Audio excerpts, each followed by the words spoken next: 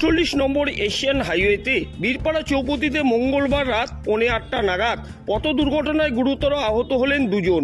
বীরপাড়া থানার সূত্রে জানা গিয়েছে, ভ্যান রিক্সায় আবর্জনা বোঝাই করে হাইওয়েতে পাশে ফেলতে যাচ্ছিলেন মহেশ ওরাও।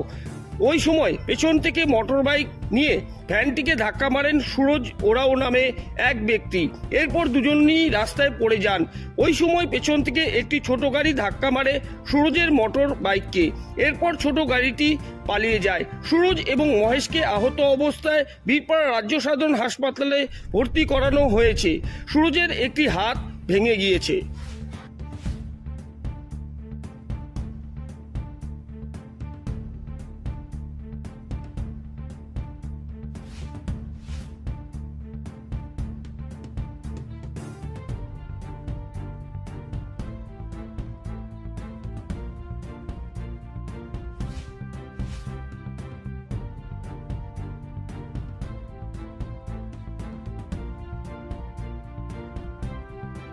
देखा रास्ते पे भीड़ था, बहुत सारा आदमी लोग जमा था, कोई उठा नहीं रहा था। देखा कि डेथ हो गया जैसे लगा मेरे को, मेरे डर लग गया। फिर भी नजदीक जाके देखा तो जिंदा है।